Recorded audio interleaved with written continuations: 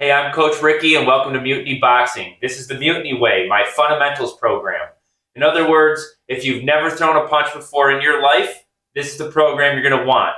We take you through 3 months of training, starting with this fundamentals video on technique and how to do things properly. So stick with me throughout this 3 months. I think you'll find it really rewarding. All these videos will be free here on YouTube in a playlist and ready for you to use at your leisure. Let's get started.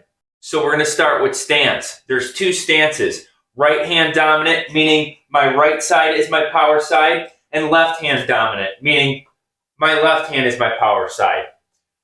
These are referred to as orthodox for right and southpaw for left.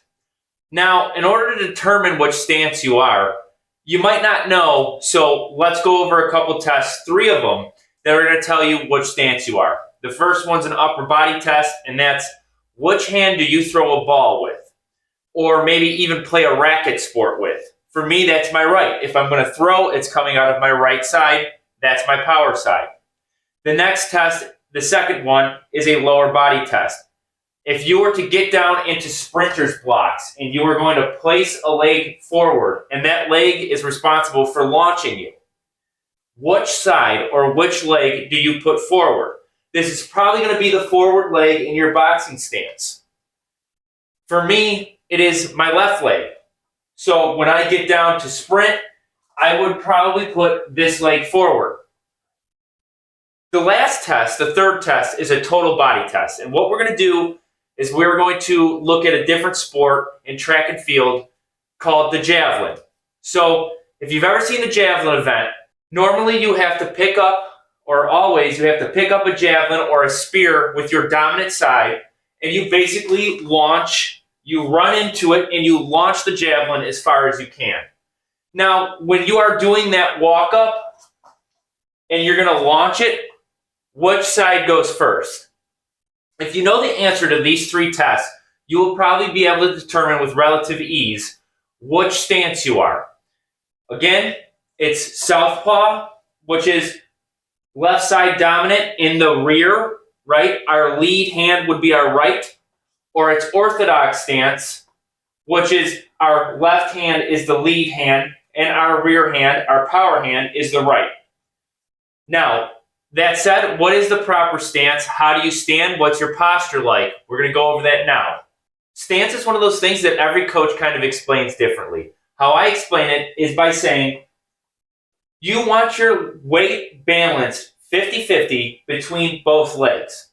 This is a concept you're going to carry through all of boxing. You want your weight evenly distributed. My stance is about shoulder width apart, a little bit wider than that, and my rear leg is going to be out a little bit. So how that might look is like this. The weight is going to be distributed on the balls of our feet. That doesn't mean we're on our toes. You could be, but it doesn't mean we're on our heels either. It's just that our weight is planted on the ground on the balls of our feet. And the reason for this is it's easier to shift weight in any direction if our weight is evenly distributed. Now, back to the width of our stance. If we're about shoulder width apart, if I were to take my head and look down, I should see mid-foot. This is our lead leg. Now, that doesn't mean that I want to be looking down and seeing mid-foot all the time. This is just for the setup. We want our weight evenly distributed. So if I look down, I see this mid-foot. If I look down, I can see mid-foot over here. Our stance is one of those things that's extremely important. But I know most of the time with beginners, it goes in one ear and out the other. And the reason for this is because our stance is the basis, it's the building block for which all defense and all offense is going to be built off of. One of the things I've noticed is when people start to bring boxing into a live environment, and by a live environment I mean sparring or doing something at full speed, the first thing I notice is beginners' posture breaks down. Their stance and posture breaks down. This is a problem, so you really want to get your stance and posture correctly. Now, since we have our stance, let's move up to posture. We want a break in our knees, meaning we want to be in an athletic stance, but we don't want to be squatting or tense. This is another concept you're going to carry all throughout boxing. Nothing in boxing is done from a tense body posture or place. If you're tense, you're wasting all your energy. All your punches are going to be slower. Your reaction time is going to be slower. Everything is worse off with tension. You want to stay relaxed. So we're going to be relaxed. We're going to be relaxed in our shoulders. We're going to be relaxed in our spine, our core, our legs. And we are going to be in our posture, and you should be able to distribute your weight anywhere and kind of do like just movement in your posture without falling over. What we want moving from the legs up is we want our shoulders to be relaxed enough that they kind of create almost a barrier around us and help us protect our body and our head by allowing our arms to kind of dangle a little bit and allow our elbows or the meat of our arms to protect our torso and the tops of our hands to protect our face. Where you're going to want to place your hands, if you need to think of it that way, is your rear hand is going to be placed at about ear level. The reason for this I'll explain later on, but it's very important. We're going to put it at about the bottom of our ear, and we're going to put our lead hand right below our eye line. It's still going to be up, and it's still going to be close, but it's going to be a little bit lower. And the reason for this is because we don't want to disrupt or block our own vision by keeping our hands in front of our eyes. The high guard is something you will use later, and we'll teach it, but right now we're just teaching a neutral stance. So it's going to look a little something like this. We're going to sink into our legs. Like I said, they're nice and loose, but they're athletic. They're springy. They're ready to create momentum in any direction we need them to. Our upper body's nice and loose, but it's still protecting us. And our chin is down. Meaning, if we are standing like this, our head is a bigger, easier target to hit. We don't want that. We don't want to get knocked out. We don't want to get hit. We want to get hit as little as possible. So one of the ways you can protect yourself is by keeping your chin down. This right here is a basic neutral boxing stance, and that's the one we're going to build off of moving forward. Now, real fast before we move on to movement, I want to make a couple things maybe known, and that's due to stance and posture. In previous times in boxing, it was kind of coveted, or at least it sounded like it was from the coaches I had as a kid, where those old school coaches liked the idea of having your power side forward. Personally, as a coach, I don't like that. Yes, there are some fighters who can get away with doing that. They've become really good at it, but from what I've seen, what I notice is the fighters who try to do that, say that your dominant side is your right and you want to put it forward. What I notice is the fighters who do that, and I've had a couple of them in recent times, they struggle a lot learning how to use their rear hand in any meaningful way. So they tend to just be punching off of one side significantly more often than the other. And when they could set something up, they don't really have the power in that side to deliver it the way that you would ideally want it delivered. The other thing in posture that I would like to really point out is, yes, everybody's body is different. Meaning, my arms are pretty long for my height, right? I'm 6'1" and I have a 78-inch reach. One of the problems is I've noticed with people with maybe shorter arms is they don't like the neutral stance so much because they don't get as much protection from it. If that's you, before you find a new stance or a new video, just stick with this one for the 3 months and then we'll find your stance after. So that said, let's move on to movement from our stance. And movement is going to be one of those things that's very simple in concept, but for beginners, it's sort of hard to get. Let's go over it. The rule of thumb that you want to know for movement is whichever direction you're going to move, that leg moves first. What does that mean, right? So that means if we are going to go forward, our forward leg goes first and our rear trails. If we are going to go backwards, our back leg goes first and our forward trails. If we are going to go left, our left leg moves left first and our rear leg trails. If we are going to go right, our right leg goes first, and our lead leg trails. This concept is the same for southpaw. Now, I know I look like a dork when I go southpaw, but I'm going to show you anyways. So when we go forward, our forward leg, backwards. Now we are going to go right. So our right leg is going to go first. We are going to go left. So our left leg is going to go first. Basically, what you're doing with movement is you're making sure that you're not getting too stretched out or you're not getting too narrow. Some rules of thumb that you want to avoid or that you want to do properly is you want to make sure that your legs are constantly evenly distributed. We don't want to cross our feet. So for example, maybe we're moving back and we go like this with our front leg and then our back. Maybe in other combat sports or kicking sports that might be advantageous. In pure boxing, it's not as advantageous because imagine if I took a step like this and I start getting punched. There's not a whole lot of ways I could defend from here. The same thing is true with a beginner mistake I always see, and that's somebody going opposite direction with the opposite leg, meaning they want to go right and they use their left leg. There's not a whole lot we can do defensively from here if somebody decides to attack us. Now, if we move with the right leg first, like we're supposed to, and somebody attacks us, we can do a lot of defensive maneuvers and still get out of the way. Now, the cool thing about movement is it leads us to our next topic. Our next topic is defense, right? And the reason why I teach defense first is because I'm a very big proponent on learning how to survive an attack before you learn how to attack. So if you have good defense and you're able to survive somebody else's attack, you will be able to set up your own shots. Now, we're getting a little ahead of ourselves, so let's keep this down into movement and basic defense off of movement.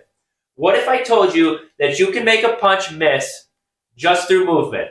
You need nothing else. You don't need blocking. You don't need anything. And think of it like this. Say we have our body, our head, our posture right here. And the person is going to commit to a punch, and they're going to commit to a punch to my head. So you have to remember that every punch has a maximum distance based upon a person's proportions. So if they're aiming for my head here, I'm probably going to be within their punch zone where they're comfortable in generating power. And all I have to do with movement to make that punch miss is just take a simple step back. So our first line of defense is movement. So again, a punch is coming at my head here. Which is better, by the way, is to layer your defense together. So I'm just explaining movement right now, but ideally you would want your guard up. And all you would want to do is change the distance of your target, meaning you're the target and the person's about to hit the target, and we just change the distance. And now we make any punch miss.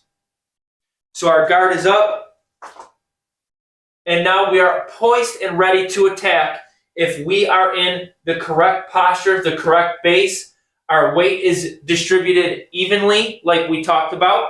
The basis of all offense and defense starts with our stance, starts with our posture, and our movement. So what if I told you that the step back isn't the only way to defend punches? Another way to defend punches is by moving laterally. So say a punch is coming at me and I move this way and it misses, or a punch is coming at me straight and I move this way and it misses. This is really hard to time just through movement alone. This step back is always the best option. However, there's only so many times you can step back until you are in a corner or against the ropes. So I would have you remember it kind of like this. Take a step back twice. You need to move right. So instead of just remembering step back, step back, step back until you're against something that you can no longer escape, you can move and stay out of corners or against ropes. And in a self-defense scenario, this is very, very beneficial because things could be behind you that you could trip over even on one step back. If you learn how to have spatial awareness when moving back and know where you are, or you're evenly distributed, if you hit something with your back heel, you shouldn't necessarily fall over. So going from movement where we can move in all four directions, we can make punches miss just through movement. The next way to defend yourself from punches, just through our posture and stance, is through the guard. Now, as you'll notice if you watch boxing, there are a ton of different guards. The one that we're going over today is our neutral guard, but there's also the high guard.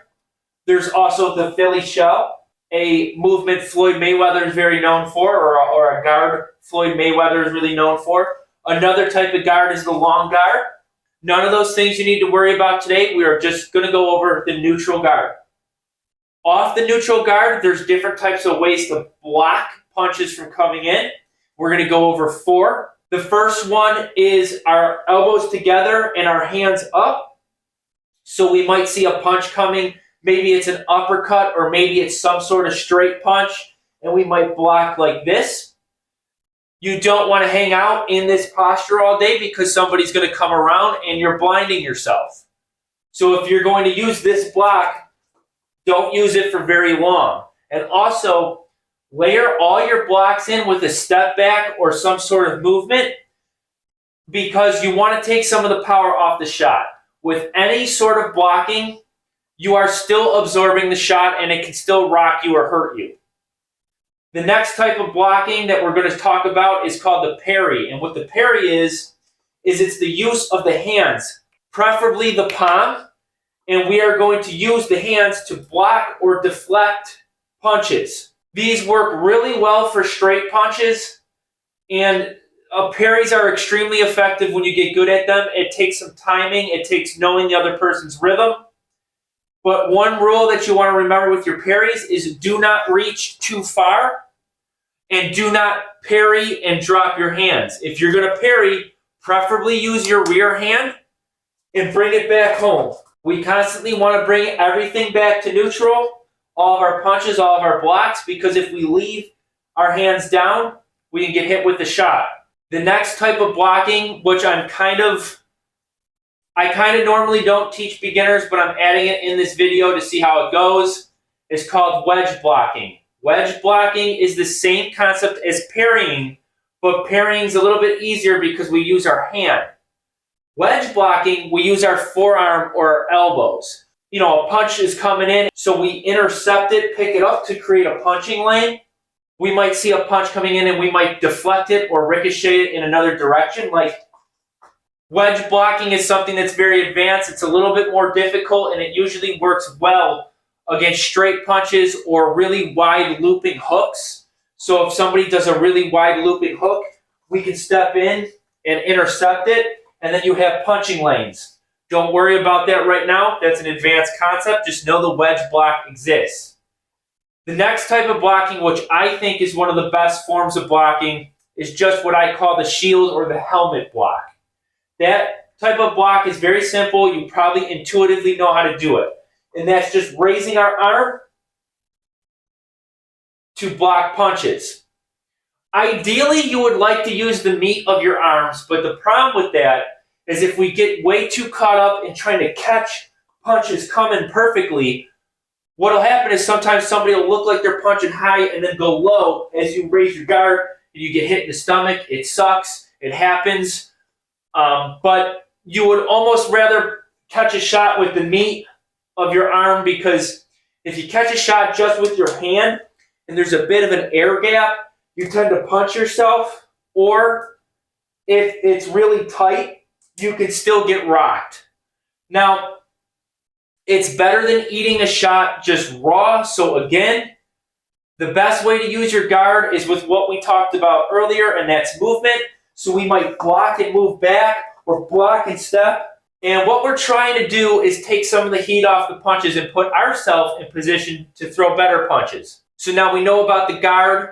We know about different ways to block. We know about movement. We know about posture and stance. What's the next thing that we do? The next thing we do is we learn head movement, and that's the next line of defense. There's 4 main types of head movement. We have the slip, we have the roll, we have the pull back, and we have ducking. Ducking is probably safer than the pull, and the slip is probably safer than the roll. Let's learn how to go over each and every one of them, starting with the slip. If our posture is evenly, or our weight is evenly distributed through our posture, we should find it sort of easy to do slips in either direction. Me being right-handed, I'm going to slip to my left first. I'm going to slip this way first. This way first, okay? Now, when we're slipping, we don't want to be upright and sort of try to bend our spine. We don't want to slip like this, right? I'm already falling out of balance because it's just a weird way to do it, but that's how a lot of beginners like to do it. How I like to teach the slip is, say that we are in our nice normal stance. What we're going to do is we're going to shift our weight if we want to slip to our left. And for southpaws, this will be slipping to your right. How we would do that is we would be in our stance and we would just sort of take our weight and squat down. So we take all of our weight and we just shift it this way and sink into our leg. We sink into our posture. In doing so, you'll find that your rear shoulder now temporarily becomes the lead, and that we get off of the center line much quicker. So we shift our weight and then we go back. Shift our weight and then we go back. One of the things that you want to remember or think of through all of head movement is, imagine that you have a helmet on, and on that helmet is handles. And think of somebody as grabbing that handle and yanking your head out of the way. The thing that this does is it helps you remember that your core isn't responsible for moving you quickly. It's actually everything all together. It's shifting our weight into a new direction. We are going to shift our weight down into our lead leg, and we are still going to have some of our weight distributed into our rear leg, because when we spring back up, we want to be evenly distributed. We keep our guard up when we slip. Bam, bam. We want to slip the other way. It's a little bit different, but same in concept. Remember that handle on your head, yanking it out of the way. As you'll notice, it looks a little bit more like a squat. And what you're doing is, it's kind of hard to take our lead shoulder and make it our rear now. We can't do that. It's not the same concept as doing this. But what we want to do is we want to be able to shift our weight so we can drop it down and sort of squat forward. But remember that helmet with the handle on it, we're doing everything at once. So, as you see, my weight sort of gets onto the balls of my feet a little bit more, and we are letting our weight do the work, and we're just throwing our head over while keeping our guard up. We're putting most of the weight on our rear leg, and we're coming back up to neutral. So if you practice distributing your weight into different directions, lead leg, rear leg, lead leg, and we do that, we'll notice that we can slip to any side easily. Now, let's go over ducking before we go over rolling, and you'll see why in a second. If we learn to duck properly, just off of that concept, you'll notice that the quickest way to duck isn't by doing a crunch. It's actually by picking your feet up and going into sort of a squat position while dropping our head down at the same time. So slowly it would be like picking our feet up. I mean, obviously it's hard to jump in slow motion, but it would be picking our feet up, and we're starting the squat stance in the air, and we're dropping into a lower position. That's the quickest way to do it, because if you want to crunch your way there, you're going to be out of posture, and you're going to be easy to pick apart when you come back up. Now, if you could squat down in the air properly and land, you'll notice that your duck is significantly lower and quicker than it would have been otherwise. So imagine that Bob has an arm, and I need to get my head under that arm, right? I need to get down here. Is it quicker to do a crunch, or is it quicker to go? And you'll notice that my posture stays correct. when I jump, pick up my feet, and sort of land in a squat. Now, if I can think of pulling my head down at the same time I'm doing that, you'll be able to duck really fast. It's a really quick movement, and it'll allow you to spring back up into position. Ducking is almost always safer than pulling back. We'll go over the pull in a second and why that is. But first, let's tackle rolling. Rolling is one of those things that needs a lot of timing involved into it. Most of the time when people roll, they either do it too early or incorrectly, and they'll notice that it's not working. Take your time with this. You do not need to be good at rolling right away. I just gave you a bunch more ways that you could defend punches. Use those and build this up as you go. But what we're doing when we roll under a punch is we are essentially timing a U-like movement with our torso, and we're trying to time that right under when someone's going to throw a punch. Usually the rolling motion works best in unison with punching directly after or lateral movement or pivoting of some kind. So you might roll under and then move, but we'll get into that as we go. In order to roll properly, what we're doing is we're essentially drawing the letter U with our torso, and we're popping up in a new position. So we're going to take our head, we're going to take our stance, we're going to do the squat, we're going to get lower, we're going to move and pop up in a new position. To roll this way, squatting down, popping up in a new position. You'll notice that my back heel is off the ground when I roll this way. So if we realize that rolling is a timing thing, and our ability to roll is sort of a dance-like motion to sort of roll under punches, we'll notice that there's one thing left, and that's to pull. The pull counter, or pulling in general as a defense, I've noticed when beginners do it correctly, they'll stay there for a moment too long, and if they have an aggressive opponent, they'll get hit with multiple shots. They'll leave their chin in the air. Remember, with any sort of defensive maneuver, any sort of offensive maneuver, we want to have defensive integrity built in by default, meaning our chin needs to be lowered. So even if we're going to move back, our chin needs to be lowered. And how we're doing that is we're basically, like I said, it's like there's a handle attached to your head, and somebody is pulling on that handle. So we're transferring our weight to our back leg. So we're taking our body weight and we're shifting it back and then back to 50-50. So if we're going to pull, we almost want to always return with a punch or some kind of punch. And what you'll notice is the pull as a defensive maneuver is significantly easier when your hands are down. There's more body weight when your hands are raised. So pulling while your hands are up also presents a bigger target.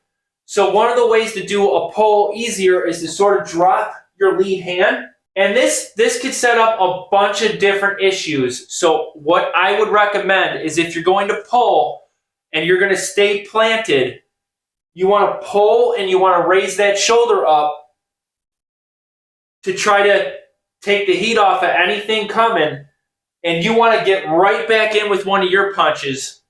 This is probably advanced for beginners, so save the pull for later. Just know as a concept it exists. So now we know how to do head movement. We know how to do blocking. We know what the different guard types are. We know how to do movement. We know the correct posture and stance. Now we're going to take a note on a couple little things before moving into the punch number system. The first of those things is breathing and tension, but mostly breathing while you're in your stance. You want to be able to have your jaw clenched and breathe, but most of the time, both aren't possible at the same time. So if you're going to breathe with your mouth open, make sure there's ample distance between you and whatever is going to hit you or you're going to hit. And make sure that you practice biting down. We call it biting down on your mouthpiece when you get into proper range. And you want to exhale with your punches.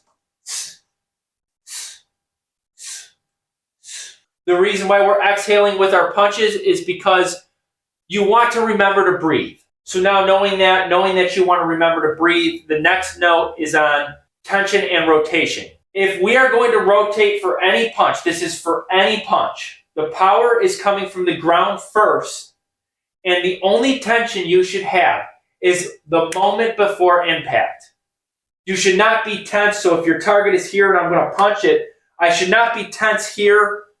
I shouldn't be flexing or trying to muscle anything. Everything needs to be nice and relaxed, and when our target presents itself, tension at the last second. That's with any punch. That's with a jab, a straight, uppercuts, anything. You want the tension to happen at the last second.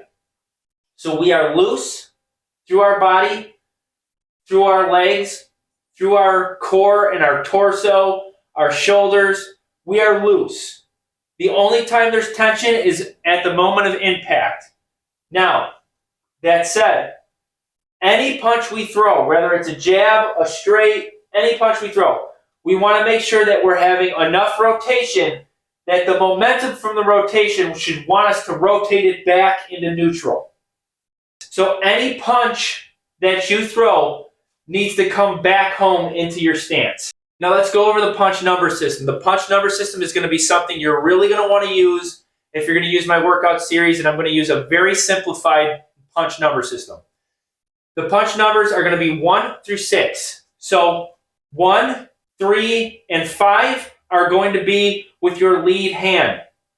2, 4, and 6 are going to be with your rear hand. Punch number 1 is a jab. Punch number 2 is your straight punch, your power side straight punch. Some people call this a cross. Your 3 is going to be your lead hook. Your 4 is going to be your rear hook.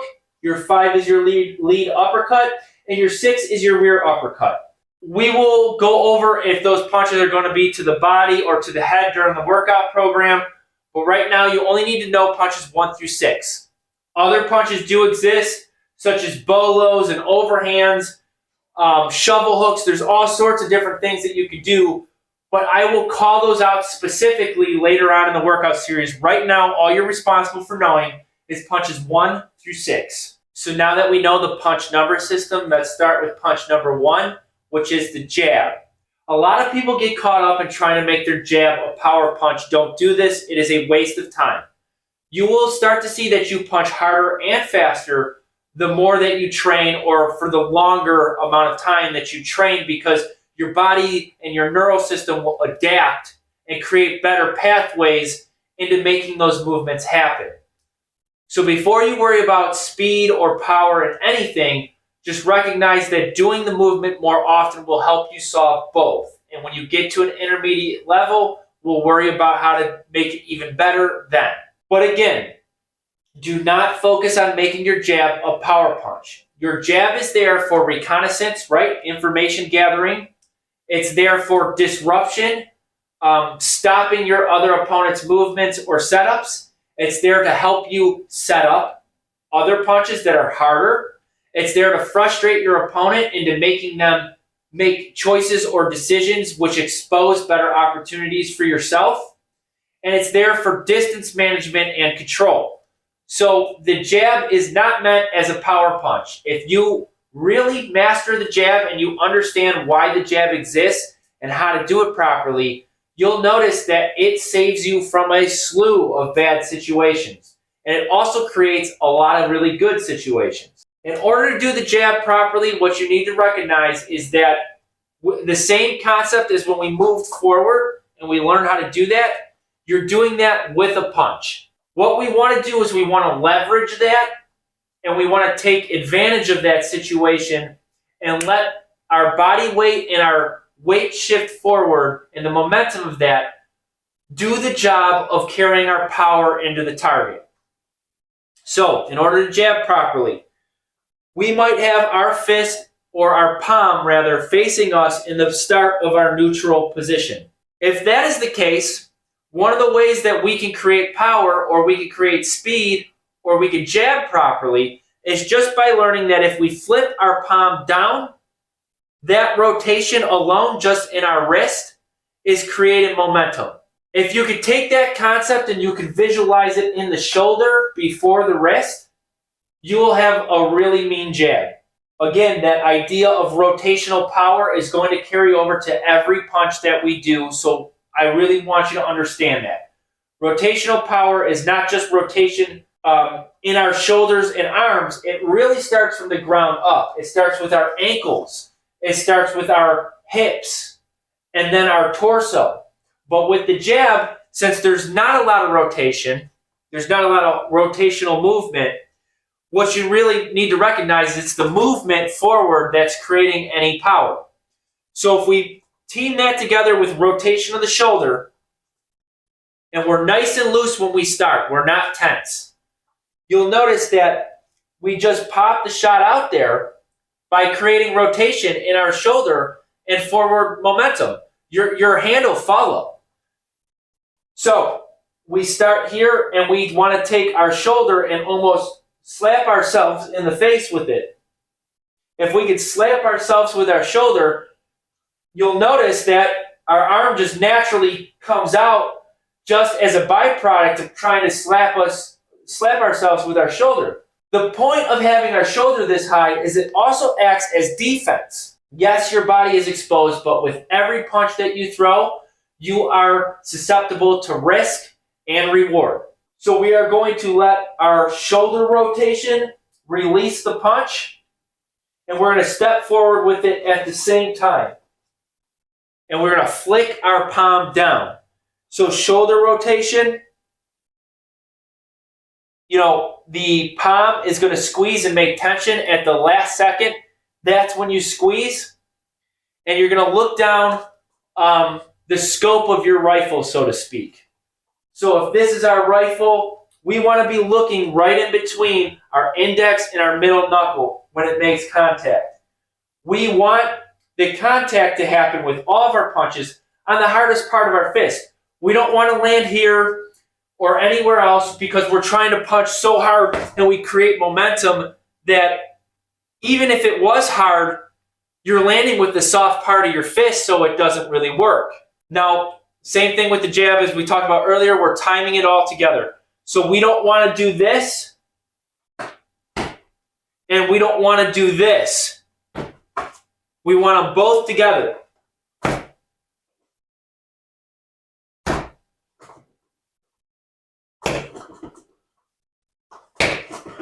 Now, anything with rotation means if we're rotating there, we need to come back with rotation. This is another concept that will make more sense soon. Rotate with the punch, come back to neutral. Rotate with the punch, come back to neutral. The more you practice these techniques, the better your jab will get, so give it time. Fundamentally, it's just rotational power coming out of the torso, the shoulder, the wrist, and you're just going to snap it out there and squeeze at the last second. So we know how to jab properly, which is punch number one, arguably the most important punch in boxing. The next one is our two. What you'll notice is the two is one of those things that you either are going to take to really quickly or it might take you a little bit to get to it. But you'll notice when you get it right, it's like a whip. You start with rotational power from the ground and kind of flipping your ankle and your hips over.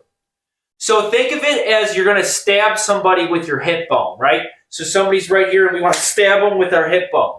So if this part of the motion is correct, you'll notice that it's very difficult for me to do this without this shoulder starting to pop forward. And if you're doing this properly and this shoulder starts to pop forward, what you'll notice is you can time everything perfect to where it is almost whip-like. And if you start your punch from the ear and you keep it in as straight of a line as possible, and you look down the scope of your rifle, it will land almost perfect every time. Now, I'm not saying that your punch is going to land every time. Obviously, there's a lot of factors that go into that, like your body positioning, your opponent's positioning. What I mean is this has the potential to be a very hard punch because technically you can make everything chain together so perfectly that when you start doing it correctly, it develops a lot of power into it. It does not feel like a jab at all. So again, we have our weight distributed 50-50. We're going to throw our hips forward, and what you'll notice is the shoulder leads. And as we get to about here, we release the punch, and we let the arm and the whipping, stabbing motion do the rest. And we want to make sure that we are rotating enough in our torso that we are not stopping our power short by stopping our torso rotation like this. Keep going. Let your torso just travel all the way through, and then as it's out there, bring it back. So again, we're starting from the ground. We're throwing everything. We want our arm to be up by the ear. And the reason I keep saying that is because if we start this punch here, or we start this punch here, or we start this punch here, the human eye picks up on it better, picks up on it quicker. So your opponent will be able to defend it. Keeping that concept in mind, throwing everything through, keeping everything straight, and we are going to get behind our shoulder again, and we're going to make sure that our shoulder rotation, slapping ourselves with our shoulder, is protecting us from anything coming over the top. You are at very high risk to your body with any punch that you throw to the head that's hard or forceful. You are open to body shots.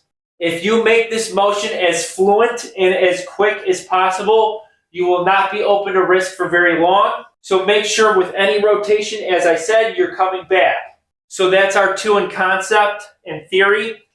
It's kind of difficult to get it proper at first, but once you do, you'll notice that you'll be able to let this punch fly, so just keep practicing the technique. The next punches we're going to go over is our 3, our lead hook, and our 4, our rear hook. I'm going to go over them kind of at the same time because they're very similar in concept, but I'm going to teach you how to lead hook first because you will use it a lot more often. That's because it's closer to your opponent most of the time.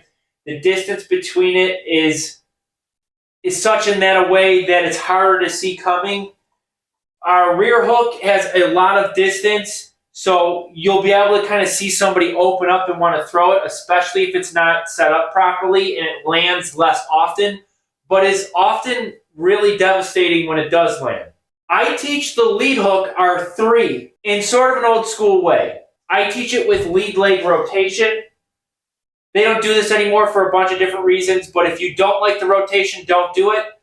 I like it because it helps me to remember to flip my hips over and transfer my weight into my opponent. So how you want to do your lead hook is you don't want to open up or telegraph any of your punches. By the way, telegraphing your punch is showing the punch that you want to throw before you release it. So this would be telegraphing your punch. That's a very obvious telegraph. Telegraphing your punch is opening up too early or maybe showing that you want to throw that punch. Now, it's very hard to avoid telegraphing at speed, especially when you want to hit somebody hard, but you just want to minimize it. So in order to throw your lead hook, what we're doing is we're starting again with all our punches, the floor up. And we are going to take our weight and we are temporarily transferring it to the lead leg. And we are going to take this shoulder and essentially throw it into the target. So if I was going to hit something with just my shoulder, it should land pretty flush. And what we're doing is we're trying to take our weight, we're trying to put it in the front. Now, a mistake I see a lot of people do with their lead hook is they lean back. You're taking your power away from the shot. So try to stab with the shoulder. Okay, we want to have defensive responsibility with all punches, but with our hooks, we want to make sure that whichever hand you're about to hook with, the opposite hand is glued to your chin. And the reason for that is people will block them and return one of their own, and they'll hit you. If you are not protected, it's going to hurt a lot because your momentum is going into them. We're starting at the ground, and we're rotating through the ball of our foot, and we're dropping our leg.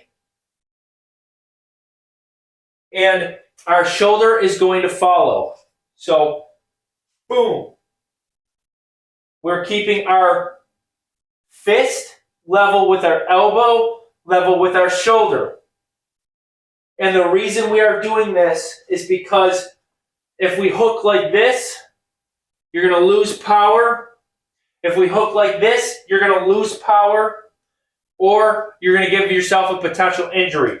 So make sure everything is as aligned as it can be. And we are going to transfer weight, like I keep saying, into the target through rotational energy and sitting on our punch, meaning taking our weight and squatting into it. Once you master your 3, your lead hook, your 4 works very similar. You want to rotate just like your 2, how you would launch and kind of stab with the hip. It's the same thing with the 4, except for instead of coming straight, it's coming around like a whip. And you transfer all that power into your target, and you keep rotating. With either of your hooks, you want to punch through the target. So if my target is here, I want to punch here, but I don't want to stop here. I want to stab through it. So again, everything is aligned. We're keeping our shoulder up. We're keeping our opposite hand glued. And we are going to punch through the target with rotational energy. Moving on to our uppercuts, we're going to start with our lead uppercut, our 5. What we want to do is we want to transfer the weight forward, and we want to release from about here. We don't want to release from down here. It'll happen. Ideally, you would like to release as close as possible. We're keeping our chin down, and we're letting our body and everything raise except for our chin. And we're letting our arm do the work. We're trying to keep our knuckles on target, trying to keep our elbow, and we're trying to sort of rotate it in a little bit, because if we're like this too much, you might just cuff somebody, and it works. Sometimes that's what you want to do, but for a textbook uppercut, we want to land flush.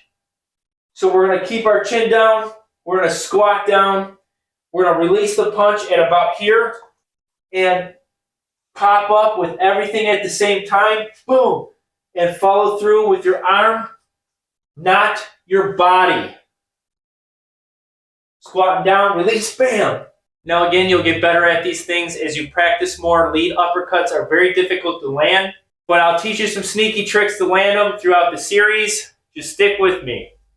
Last is your 6, your rear uppercut. Very similar in concept to your lead uppercut. The difference is a lot of people feel it's a lot more powerful. So what they do is they'll drop their arm and they'll whip. And for me, I never had success doing that.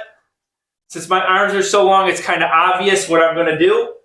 So I have to kind of disguise mine and do it the same way, where I drop down and I shift my weight into the target and let my arm do the work.